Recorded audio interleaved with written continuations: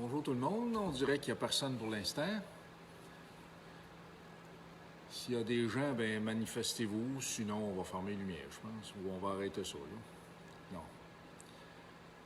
On va attendre qu'il y en ait quelques-uns qui se connectent. Ah, ben là, je commence à voir un petit peu de gens qui commencent à se connecter. On va attendre un petit peu encore avant de commencer dans le vif du sujet qui, aujourd'hui, est la batterie. On va attendre d'être à peu près 800, 850 à peu près. Non, c'est une blague. Salut Sylvain.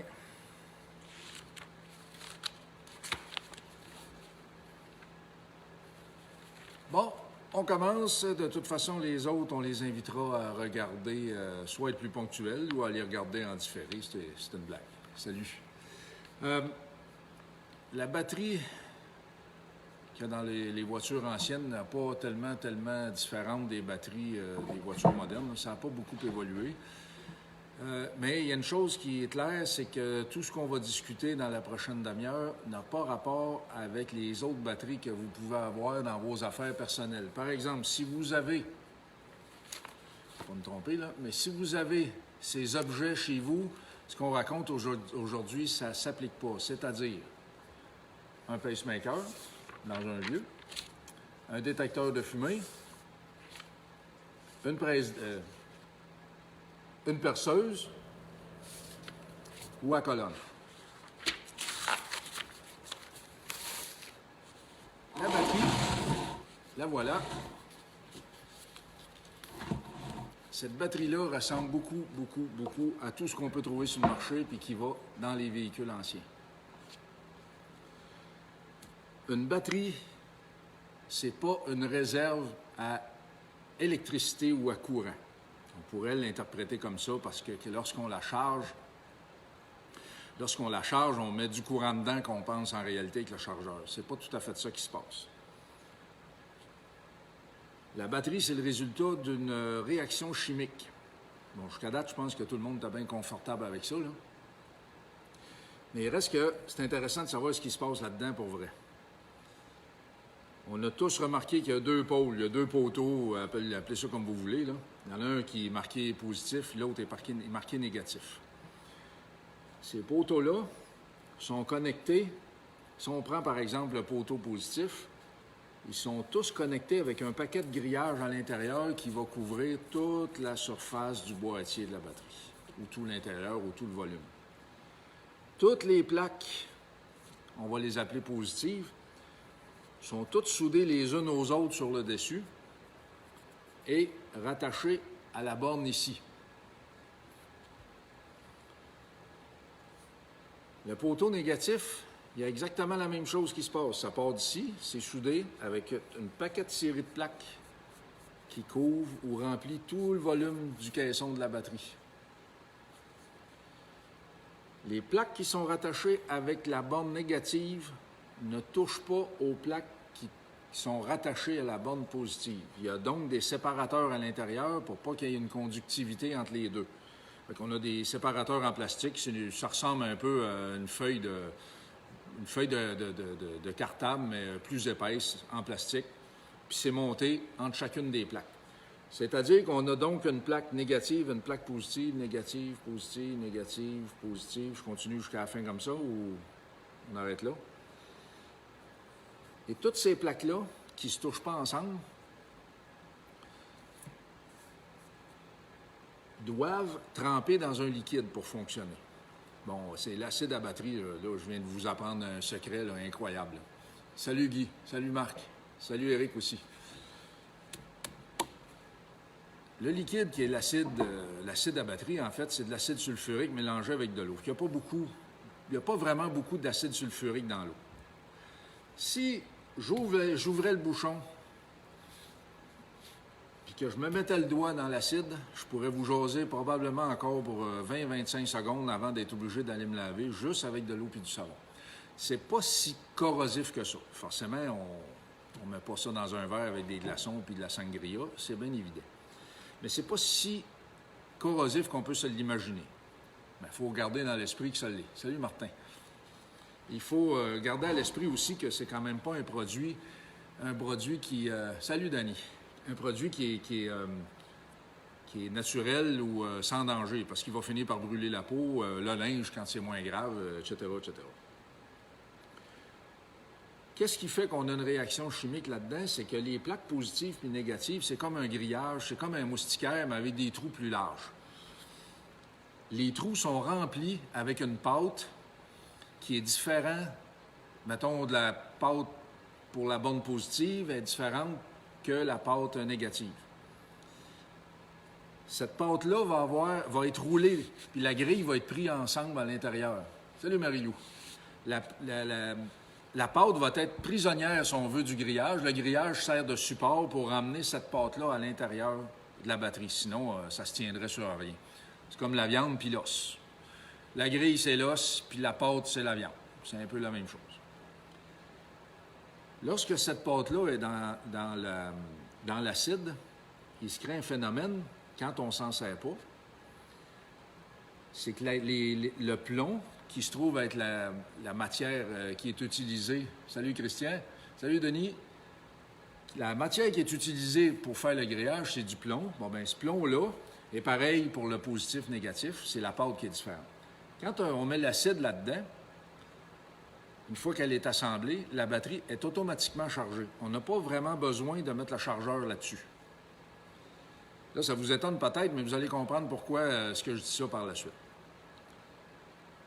La batterie est neuve, elle est assemblée, les plaques positives et négatives sont soudées ensemble, sont séparées par des plastiques pour pas qu'ils se touchent, sont déposées dans le fond, ils mettent le couvercle là-dessus.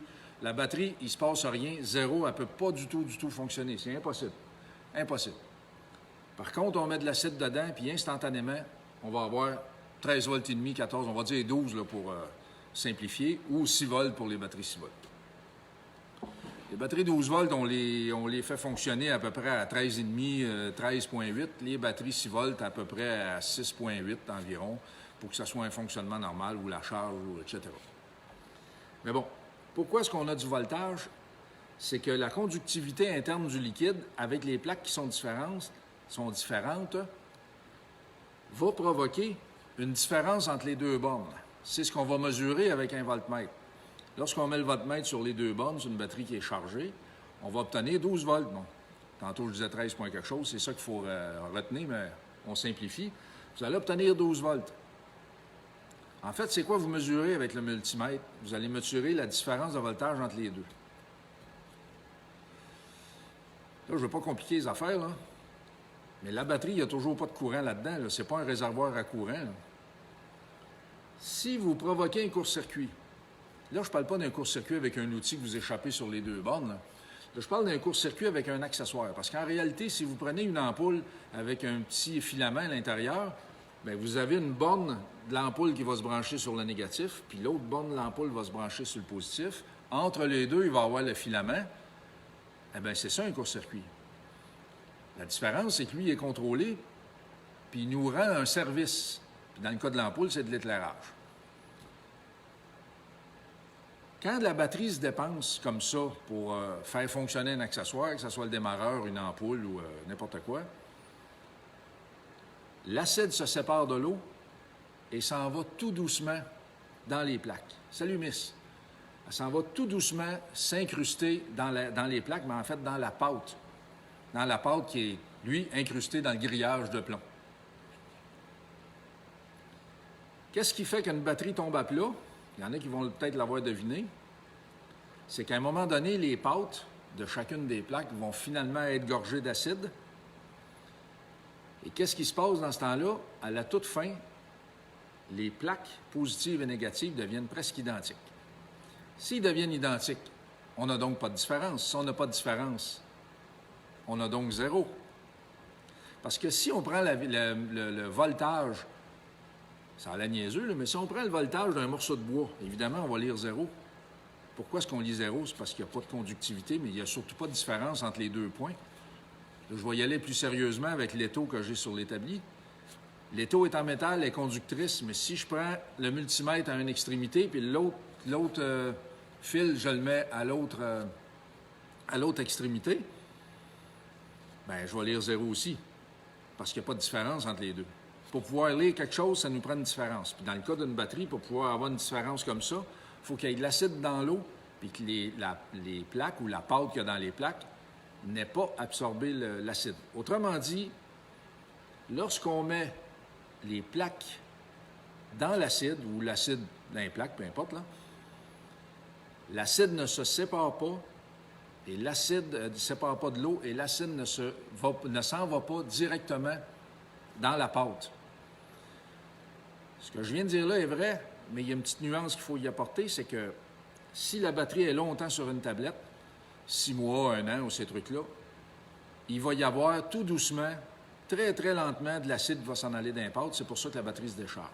Quand on dit que la batterie est déchargée, en réalité, les plaques ou la pâte qu'il y a dans les plaques est gorgée d'acide.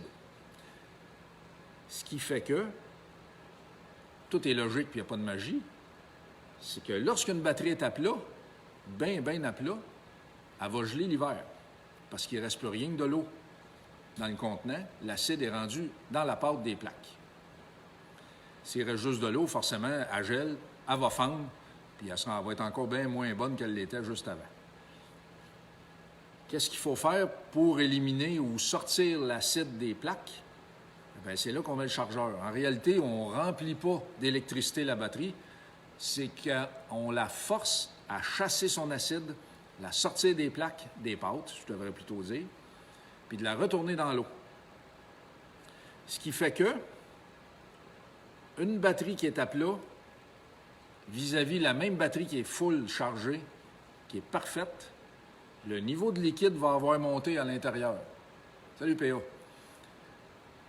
C'est normal, puis c'est pas juste dû à l'expansion parce que la chaleur a fait que durant la charge, il y a eu une certaine température qui a augmenté, puis oui, c'est un peu vrai, là. Et évidemment, si la batterie est complètement à plat, puis vous mettez un chargeur avec beaucoup d'ampérage, la batterie va avoir chaud, le liquide va bouillir, ce qui est correct aussi jusqu'à un certain point, mais le niveau va monter pas juste à cause de l'expansion. Le niveau va monter parce que l'acide est sorti des plaques et est retourné dans l'eau. Donc, logiquement aussi, si vous suivez bien, si vous ne dormez pas tous, on rajoute de l'eau dans nos batteries quand on fait la maintenance de nos voitures anciennes. On rajoute de l'eau, la batterie chargée. Parce que si vous la mettez avant, puis vous en mettez trop, bien, pendant la charge, elle va déborder. Puis là, le problème qu'elle déborde, c'est que vous allez salir votre plancher, ça c'est un fait, parce que l'acide va sortir, mais vous allez avoir moins d'acide utile ou utilisable pour la prochaine décharge. C'est super important de ne pas perdre notre acide parce que l'acide ne s'évapore pas, c'est juste l'eau qui s'évapore. C'est pour ça qu'on met juste de l'eau dans une batterie. On ne met pas d'acide. Évidemment, vous avez une batterie flambant neuve, hyper précieuse, en or, 14 carats, puis tout ce que vous voudrez, là. Mais vous la couchez sur le côté, puis elle se vide au complet. Là, c'est un cas particulier. Il faudrait remettre de l'acide dedans. Mais si vous ne la renversez pas, elle n'a jamais coulé, vous allez remplir juste avec de l'eau. L'eau s'évapore un peu pour les raisons qu'on connaît. La batterie vient chaude. En dessous du capot, l'été, il fait souvent très chaud. On ne s'en sert plus l'hiver des véhicules. L'hiver, les batteries souffrent d'une autre façon, mais ils s'évaporent moins. Enfin bref, il faut surveiller les niveaux de liquide. Puis le niveau de liquide, il faut le surveiller. Il faut s'arranger qu'il y ait du liquide par-dessus les plaques. Puis si vous êtes bien coincé avant de mettre votre batterie sur la charge, elle est complètement morte, puis que vous voyez les plaques sont sèches, mettez du liquide juste pour couvrir les plaques. Parce que le niveau va monter presque d'un demi-pouce par cellule. Presque. Bonjour, Denis. Vous mettez sur la charge la batterie parce qu'elle est à plat. Vous mettez votre chargeur à on. L'ampérage, ça va être juste la puissance d'ampères puis la quantité d'électrons. On ne rentrera pas là-dedans. Là. La quantité d'ampères que vous allez mettre. Donc, plus vous avez d'ampérage, plus vous allez avoir de rapidité à charger votre batterie. Ça veut dire que vous allez forcer plus rapidement l'acide à sortir de l'eau, à sortir des plaques pour s'en aller dans l'eau. Jusqu'à un certain point, c'est pas mauvais. Puis c'est même bien correct.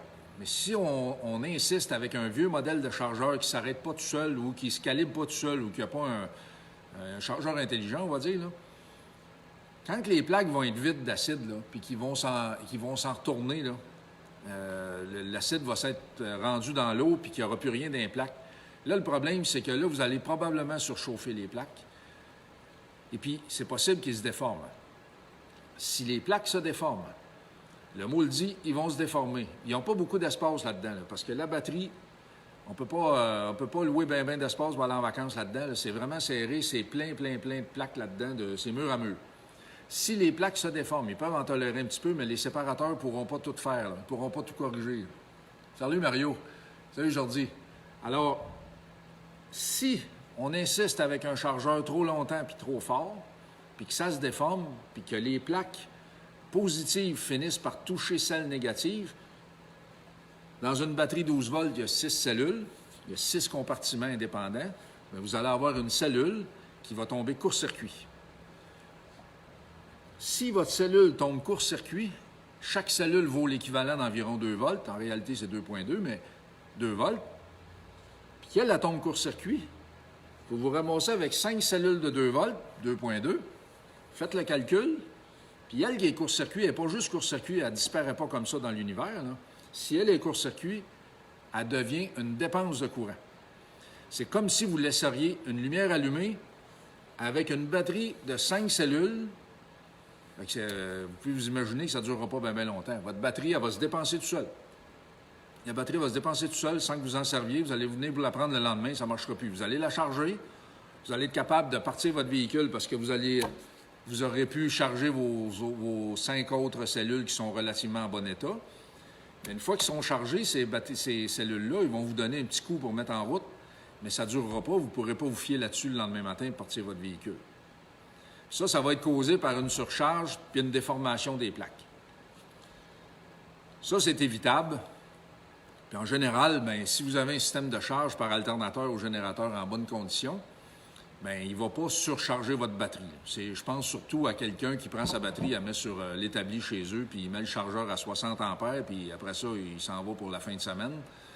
Ça se pourrait, mais qu'il revienne lundi, qu'il n'y ait plus d'eau dans la batterie, puis qu'elle soit court-circuit. Pensant bien faire, mais il a fait l'inverse. Si vous avez le temps, il vaut toujours mieux charger une batterie lentement, à faible ampérage. C'est la meilleure façon de faire. Mais ce n'est pas toujours possible. C'est pas tragique non plus si vous mettez 40 ampères pendant une demi-heure ou plutôt 4 ampères pendant 10 heures. C'est pas grave. Les batteries sont comptées en ampères. C'est en ampère-heure, puis c'est toujours la base d'une heure. Fait que si, par exemple, vous avez un chargeur puis vous le mettez à 40 ampères, lui aussi qui est calibré en fonction de l'heure, puis vous avez une batterie de 120 heures de capacité, 120 ampères de capacité, bien, vous aurez à la charger, c'est complètement à plat, logiquement, à peu près 3 heures.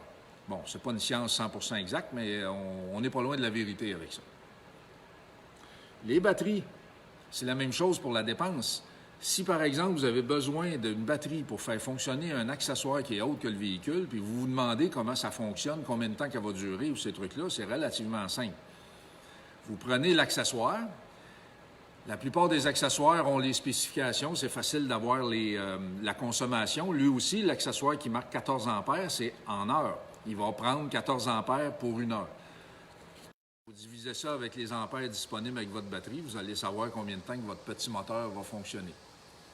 Salut Eric. Salut, si on laisse ça doit être un chargeur intelligent pour l'hiver, 2 ampères maximum.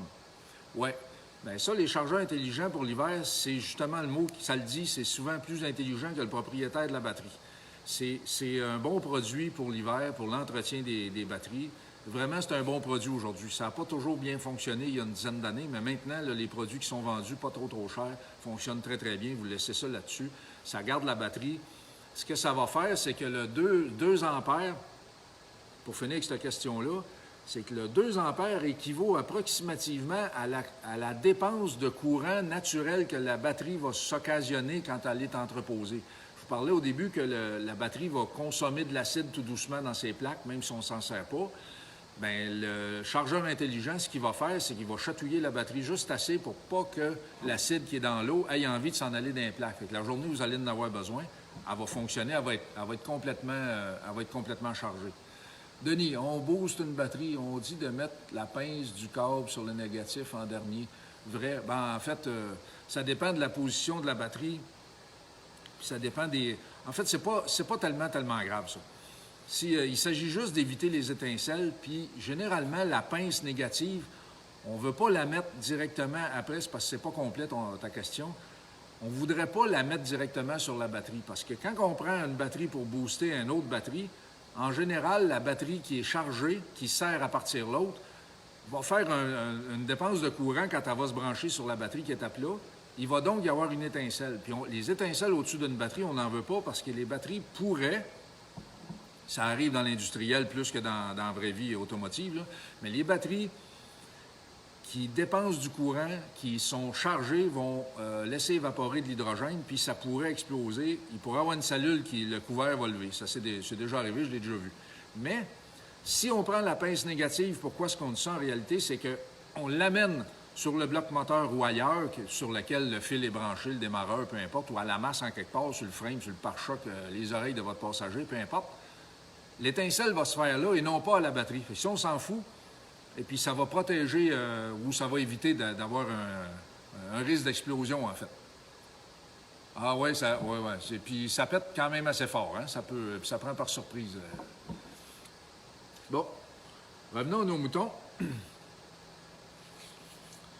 Qu'est-ce qui fait qu'une batterie est plus bonne après, on va dire, 5 ans? Parce que la majorité des batteries, au-delà, je dirais, de 4 ans, la balance, c'est du bonus. Si vous avez une batterie qui a 5 ans, vous avez déjà 1 an de bonus, à mon avis, au niveau fiabilité et tout ça.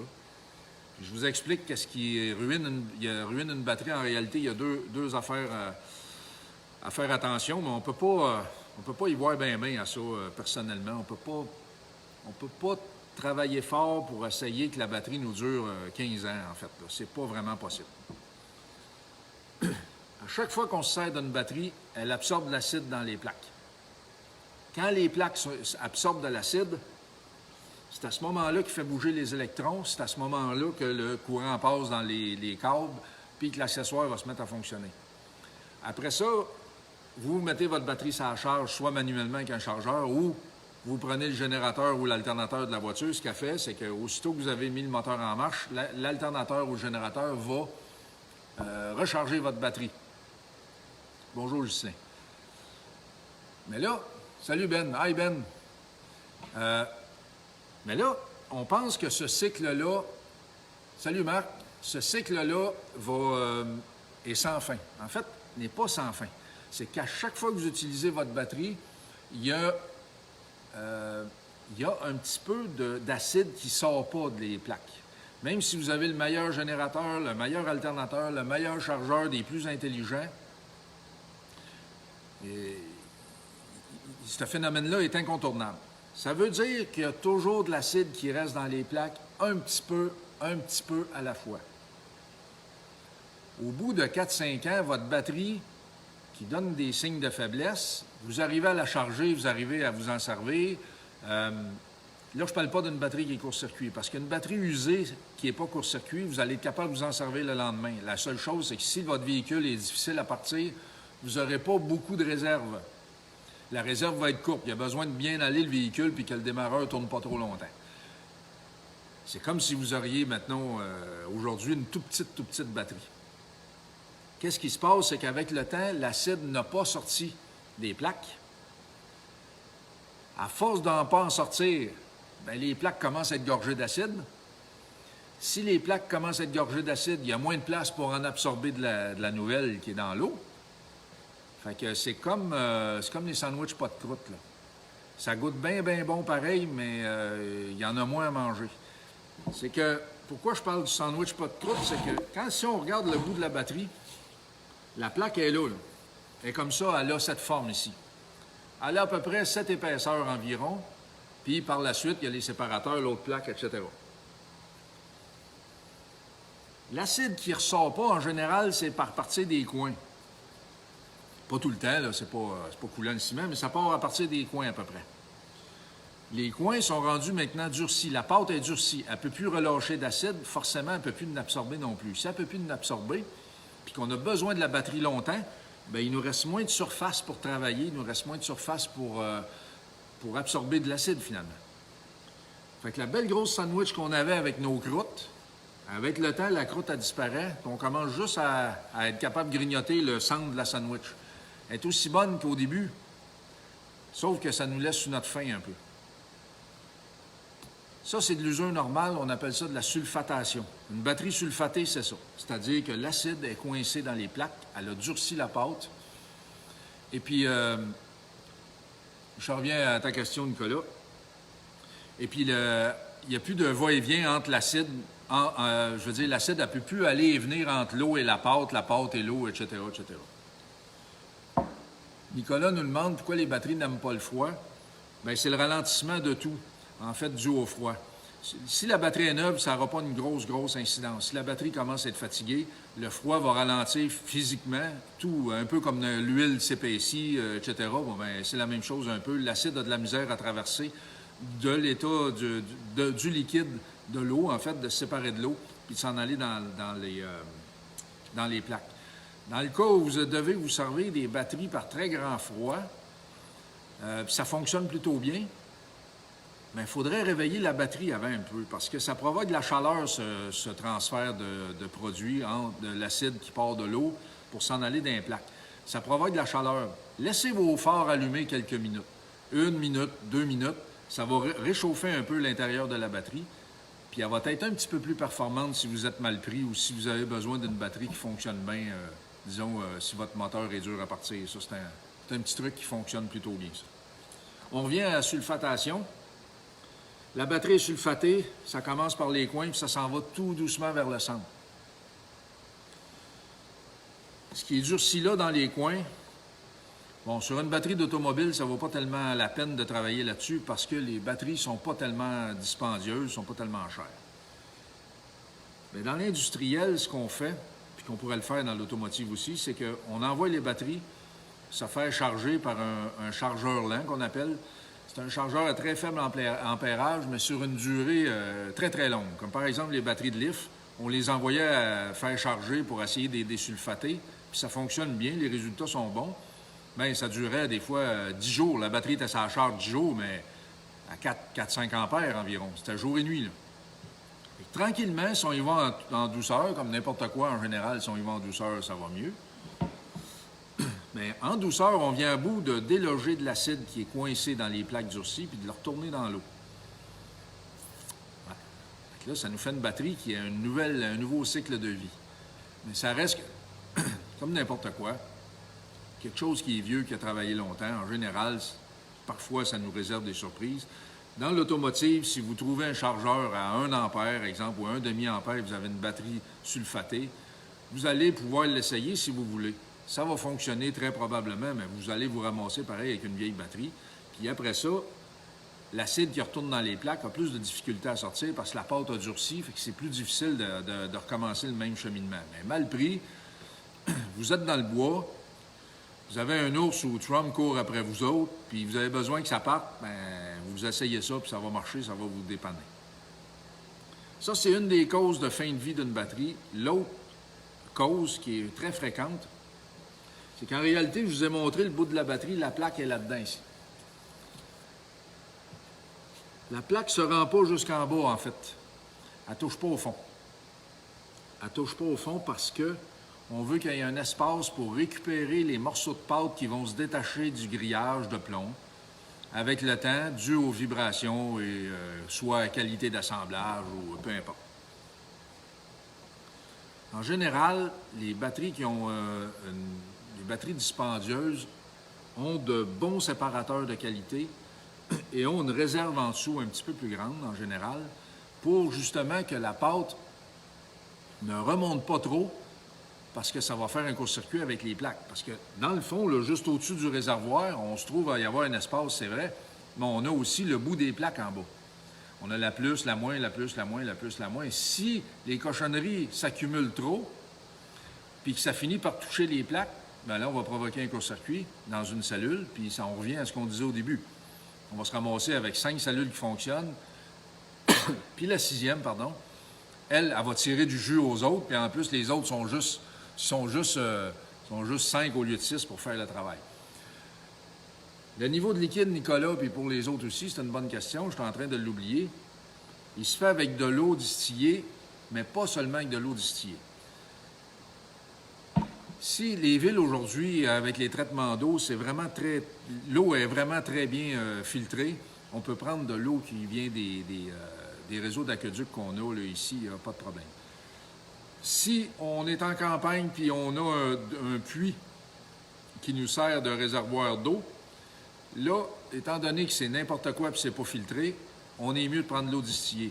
Mais vous êtes mal pris, vous pouvez prendre de l'eau Evian en bouteille, là, des bouteilles d'eau qu'on essaye de ne pas prendre au magasin quand il se fait soif, là, quand on a soif. Là.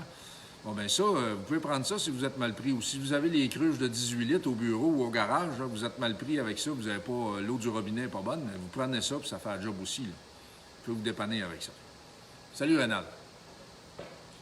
Fait qu'il y a deux causes d'usure d'une batterie, c'est les vibrations puis la sulfatation. Les vibrations, ça, on peut quand même y faire quelque chose, la protéger. Quand on se fait brasser dans l'auto, parce qu'on a des nids de poules ou ces trucs-là, il faut s'entendre que si on s'est fait brasser le dos à cause de ça, il y a des chances que... Hein, mon père, salut, Pat. Il y a des chances que la batterie se soit faite brasser aussi. Fait qu'on pourrait, par exemple, améliorer le sort de la batterie en y mettant un coussin en dessous pour essayer un peu d'améliorer son sort. Ou simplement, quand on la transporte pour la déplacer on vient de l'acheter ou ces trucs-là, de ne pas la laisser tomber. La laisser tomber à terre, c'est pas une bonne idée. On vient déjà de commencer à y raccourcir sa vie parce qu'il y a certainement un peu de pâte qui a dû se détacher puis qui est allé tomber dans le fond, dans le petit réservoir. Puis ça se récupère pas. Là. On ne va pas démonter la batterie pour remettre la pâte après les plaques. On ne touche pas à ça. On ne touche pas à ça. Il y a un autre truc que je voulais discuter, mais je suis en train de l'oublier. C'est le temps. S'il y a des questions, on en dit. Salut, Luce. La batterie finie qu'on emmène à l'éco-centre, y a-t-il quelque chose de recyclable? Oui, il y a quelque chose de recyclable. Le plomb est récupéré. Puis aujourd'hui, ça a l'air bête, là. Mais en tout cas, je dis aujourd'hui, on est rendu en 2020, mais il y a quelques années, la batterie usagée valait presque plus cher que la batterie neuve au niveau du poids. Les gens, on retournait à l'époque des batteries industrielles pour le recyclage, en fait, puis ils nous donnaient un fichu bon montant d'argent qu'on transférait au client. Aujourd'hui, si vous ramassez vous avez quelques batteries dans votre garage qui traînent, qui sont plus bonnes, informez-vous chez CarQuest ou Napa, ils donnent un petit quelque chose pour ça, puis ça peut varier entre 10 et 15 $ de la batterie. Si vous en avez une dizaine qui traîne, ne restez pas avec ça pour rien, vous avez un petit peu d'argent qui traîne justement là. Oui, Danny, je vais lire ta question. Ah, c'est parce que tu n'étais pas là au début, là, mais... ouais, un petit peu. Afficher la balance. Bon, je ne suis pas capable d'afficher la balance de ta question, mais idéalement, on ajuste le niveau après la charge. Salut Sylvain. On ajuste le niveau après la charge. Par contre, avant la charge, il faut y jeter un coup d'œil, Danny. C'est que s'il n'y a pas d'eau par-dessus les plaques, il faut en mettre juste pour couvrir les plaques parce que le niveau va monter pendant la charge. Fait que si tu en mets trop, après ça, va déborder. Tu as deux moments où le vérifier. Si tu le vérifies régulièrement, que ta batterie est souvent bien chargée parce que tu sers ton auto régulièrement, ça veut dire que ta batterie est toujours sensiblement chargée.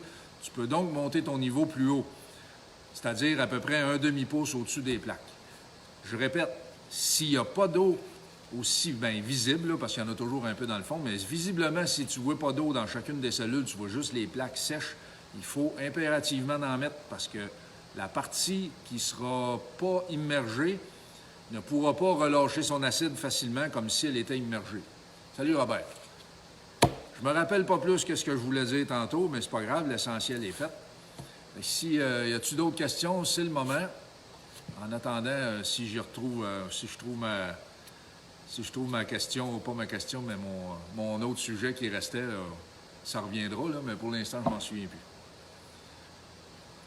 Alors, les batteries, 6 volts ou 12 volts, ben la différence est simple. 2 volts par cellule, 12 volts, on a 6 cellules. Les 6 volts, on a 3 cellules, c'est logique.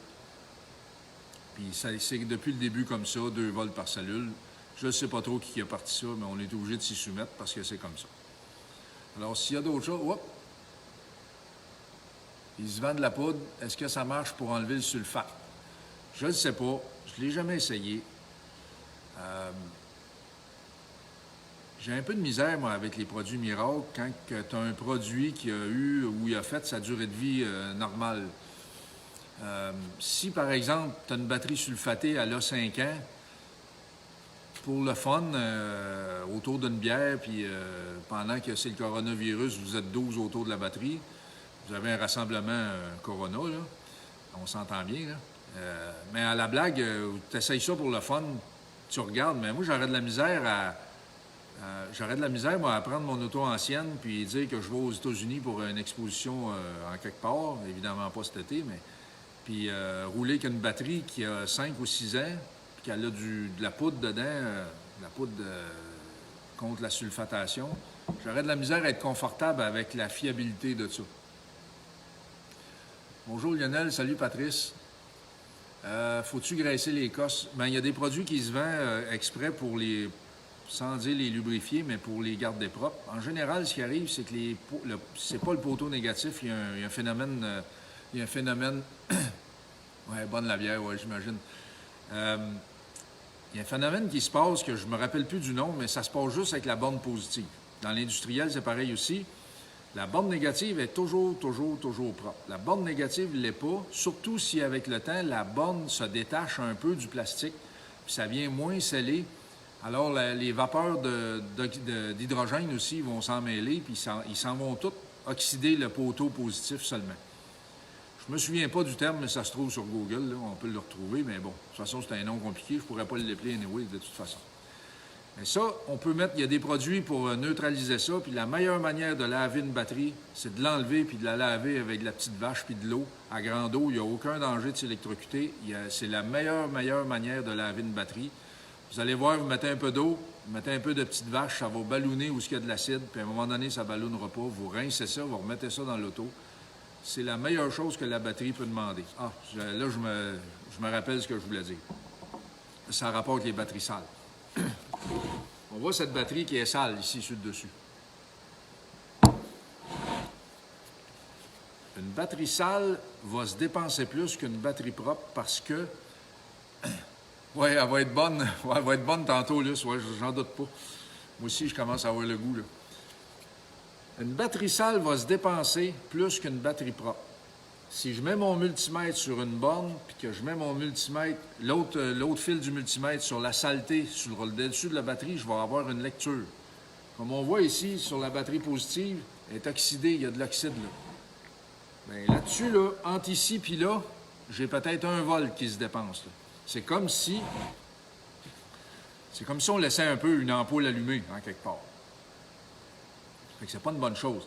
Si la batterie est le moindrement sale, pour toutes sortes de raisons, parce que vous roulez ou restez dans un endroit où il y a un chemin de terre ou peu importe, il vaut mieux la nettoyer. Vous allez maximiser ses performances. Puis surtout, si vous avez une 6 volts, les 6 volts, on n'a quand même pas beaucoup de réserve là-dedans. Fait qu'on est aussi bien de ne pas perdre tout ce qu'on peut avoir.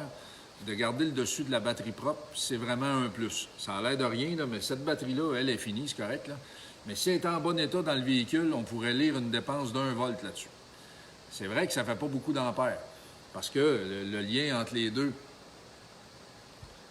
Ah, merci, salut. Étant donné que c'est pas un câble entre les deux ou un fil du 12, du 14, du 16, peu importe, là, évidemment, entre les deux bornes, la saleté ne va pas faire une dépense comme si c'était un court-circuit ou une lumière allumée. L'ampérage est très, très faible, c'est des milliampères. Mais si on perd 1 volt, puis, je sais pas moi, 50 milliampères, bien, finalement, on fait le calcul, puis on pourrait, jusqu'à un certain point, décharger notre batterie juste parce qu'elle est sale. C'est une manière aussi, en fin de compte, de l'entretenir au même titre que de rajouter de l'eau. André, salut André, recommandes-tu une marque de batterie en particulier? Non, mais en général, les batteries vendues, je dirais hors, j'ai rien contre les Walmart, là, mais hors Walmart, là, vous allez prendre par exemple un CarQuest, Napa ou des places qui fournissent les garages, ces endroits-là vendent des batteries de qualité. Et puis vous leur demandez aussi, en général, ils vendent 2 qualités. Ils vont dire la moyenne, parce que de la cheap, ils n'en vendent pas souvent, mais ils vont dire la moyenne puis l'extra bonne qualité. C'est la construction qui fait la différence, puis elle va durer un peu plus longtemps en général. Oui, la batterie Crown, on la connaissait dans l'industriel, c'était une bonne batterie. Par contre, c'était de la bonne batterie dans l'industriel, je ne la connais pas dans l'automotive. Comme on sait très bien qu'il y a des grandes marques qui fabriquent des trucs cheap pour être vendus chez Canadian Tire ou chez Walmart, mais en réalité, quand tu l'achètes ailleurs, c'est une autre qualité. Alors, c'est embêtant à dire, là, mais vous allez acheter chez Carquest ou chez Napa, vous lui demandez une batterie de qualité, il va vous fournir une batterie de qualité. Oui, Régent, bonne question. Les batteries à décharge profonde, c'est la construction en général qui est différente.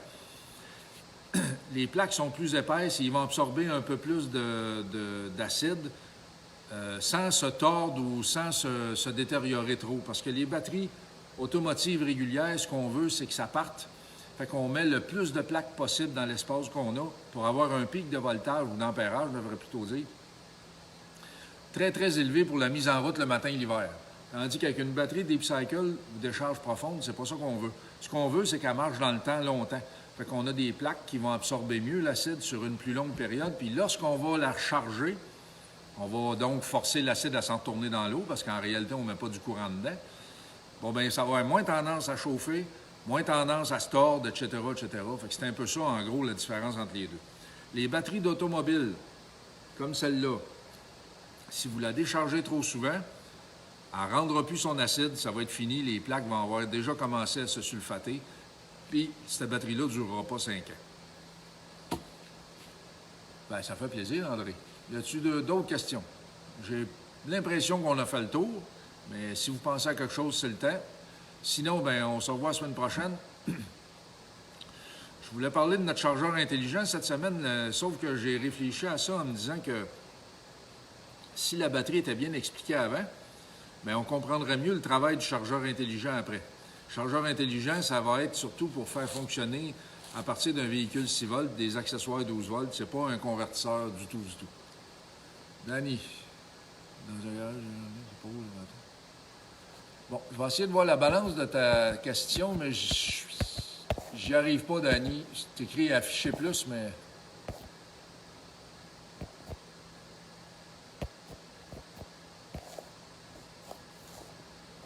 Ouais, j'y arrive pas. J'arrive pas, il y a trop de mots dans ta question. Et André, je comprends pas quand tu dis le samedi, c'est fini. 2 6 volts sont-elles meilleures qu'une 12 volts? En fait, si vous mettez 2 6 volts en série pour faire 12 volts, vous allez avoir une meilleure capacité. Ça va durer plus longtemps. Je m'explique, là. Si, par exemple, vous avez un véhicule, qui est bien, bien dur à partir, qui fonctionne vraiment pas bien, là, bien, avec 2 batteries 6 volts en série, pour faire du 12 volts, vous allez pouvoir crinquer plus longtemps. Vous ne crinquerez pas plus vite, mais vu que vous avez plus de réserve, les 2 batteries cumulées ensemble, vous allez donc pouvoir starter plus longtemps. Évidemment, c'est théorique parce que le starter va certainement se mettre à fumer avant d'autres choses puis à s'éteindre. Mais ça dépend de l'application tout le temps. Il faut voir si ça vaut la peine de mettre 2 batteries 6 volts ensemble. Si c'est juste pour mettre en route un moteur, il s'agit juste de s'arranger que le moteur soit en état. Pardon.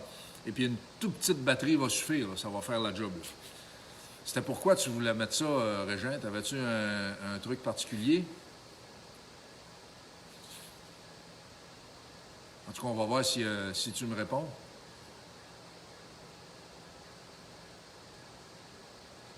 Ah, OK. André, je vais répondre à André vite fait, là. André, les ateliers, c'était le samedi? Oui, c'était les ateliers l'hiver. Décembre, janvier, février, mars. Pour ceux qui ne le savent pas, la question d'André Werner, c'est que je fais déjà des ateliers l'hiver, mais sur place au garage. Il y a toujours 40 personnes qui viennent. On fait des ateliers une fois par mois l'hiver, en décembre, janvier, février, mars.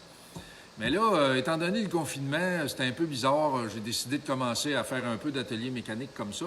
Puis on m'en avait déjà un peu parlé, on l'avait demandé, puis voilà, ça donne ça. Ça fait déjà, c'est 3e ou 4e fois qu'on fait ça. Luce, une auto qui n'a pratiquement pas roulé.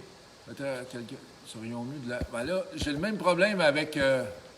Ah, Danny, ta question s'est ouverte au complet. Luce, je vais revenir à ta question. Là, Danny, je suis capable d'y répondre à la sienne.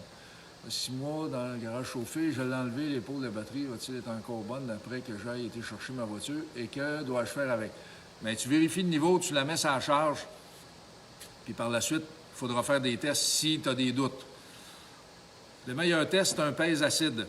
C'est une poire qu'on prend le liquide dedans, puis il y a un poids à l'intérieur qui va changer de place dépendamment de la quantité d'acide qu'il y a dans l'eau. C'est ça qui va nous dire si la batterie a résisté ou pas. Mais tu n'as pas d'autre moyen de la mettre à la charge puis de vérifier par la suite. Le voltage aussi, ça va être bon. Toi, tu as une 6 volts dans ton Pontiac. Il faudrait qu'une fois qu'elle soit bien chargée, tu tournes autour de 6,8. Si tu as 6,8, tu as de fortes chances qu'elle soit en état de marche. Voilà la question de Luce. On va essayer de voir ta question. Si je... Ah, je l'ai. Elle vient de s'ouvrir au complet. L'auto qui n'a pratiquement pas roulé de l'hiver, la batterie était rechargée quelques fois. Serions-nous mieux de la changer? Bien, je vois pas pourquoi tu la changerais, à moins que tu répondes à ces questions-là.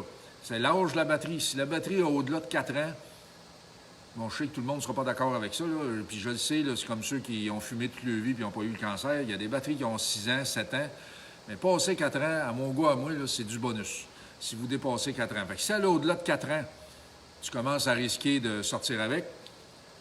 Et puis, de voir quand tu vas tourner l'attelé si le démarreur tourne rapidement ou s'il tourne lentement. S'il tourne lentement, ça ne veut pas dire que la batterie est plus capable, sauf qu'elle n'en donne plus autant. Puis ça pourrait être une manière de vérifier le voltage pendant que tu crains, voir jusqu'où il est. C'est un bon petit test, ça. Ça me fait penser, ce que Luce demande, si vous n'êtes pas sûr de l'état de votre batterie, vous l'avez chargé. Vous l'avez chargé correctement, vous n'avez pas exagéré, vous avez, aujourd'hui, pas mal tout le monde a des chargeurs intelligents. Vous l'avez mis sur la charge. Vous pouvez mettre votre multimètre sur la batterie pendant que vous craquez votre véhicule. Le voltage qui va être indiqué, ça va nous donner un bien bon indice. Parce qu'en réalité, vous devez rechercher qu'une bonne batterie, à peu près 13,5 minimum. Si vous avez 13,5, mais vous craquez puis ça tombe à 10, vous avez un problème.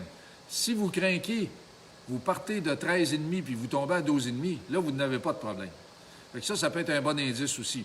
Puis là, dans le 6 volts, bien, c'est la même chose. Vous faites la comparaison. Vous craquez, vous êtes supposé d'avoir 6,8 ou 7, puis vous tombez à 4,5, mais là, vous avez un problème avec la batterie. J'espère que ça répond à la question, Luce. OK, Régent, c'était pour des accessoires, mais ça dépend.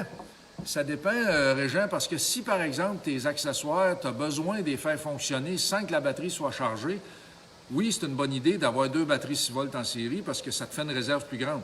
Parce que les batteries 12 volts, là, des batteries qui sont immenses par rapport à une batterie qui est tout petite, 12 volts, comme celui d'une moto, ça va être quelque chose qui, comme juste la durée de temps que tu vas pouvoir l'opérer, là. C'est juste ça, là. C'est de la capacité, ou on va dire, de craquer longtemps ou pas, là. Et en 12 volts, c'est combien quand elle est chargée et quand on roule, c'est combien qu'elle peut monter maximum. En 12 volts, là, on va chercher, comme je disais tantôt, à peu près 13,5. Idéalement, c'est 13,5. Ça peut être un peu plus, 14. Salut, Damien. Ça peut être 14 aussi, c'est correct, là. Je vais revenir à la question. Quand vous roulez là, avec un alternateur va charger au ralenti, un générateur pas, là, fait qu'il faut juste speeder le moteur en relation avec ça. Quand vous roulez, vous cherchez toujours au minimum 13,5 pour une batterie 12 volts. Vous cherchez 13,5, 14. Les alternateurs récents des années 70 et plus, là, même, là, ils tombent à 14 puis 14,5. Ça, c'est normal. C'est ça qu'on cherche. Si vous avez une batterie qui est complètement ruinée, il est possible que l'alternateur ait de la misère à charger ou à monter le voltage au-delà de, bien, disons, on va dire, s'il était figuré pour 14,5, il va avoir de la misère à le monter à 14,5. Ça ne veut pas dire que vous avez un problème avec l'alternateur. Ça se peut bien que ce soit la batterie qui tire trop de courant parce qu'elle soit à court-circuit, complètement ruinée ou ces trucs-là. Fait qu'en réalité, si vous roulez ou si votre batterie est à 12 volts puis votre générateur ou alternateur vous pousse 12 volts, votre batterie est déchargée. À 12 volts, une batterie 12 volts, elle n'est pas chargée, elle est déchargée. Elle est déjà due pour être chargée. C'est pour ça qu'on va au-delà de ça, parce qu'après ça, la charge, Une fois qu'on a fini de la charger, il reste une charge résiduelle qui se perd un peu au début pour que ça tombe environ 13,5, 13,8, 14. C'est pour ça qu'on charge un peu plus haut. Mais rendu à 12 volts, là, c'est déjà pas bon. Si votre générateur et alternateur travaillent à 12 volts maximum, bien là, il faut travailler là-dessus parce qu'il est possible que vous devez changer votre batterie dû à votre système de charge aussi. D'autres questions? Oui, je vais probablement aller prendre une Corona avant que ça soit fini. Bon, bien, rendez-vous la semaine prochaine s'il n'y a pas d'autres questions. Bonjour Fabrice, on est en train de terminer. Salut Jean-François. Je vous invite à regarder ça en différé, à le recommencer au début. Et puis, on se reprend la semaine prochaine. Ça va être notre chargeur intelligent exclusif pour les véhicules 6 volts. Bonne fin de semaine tout le monde.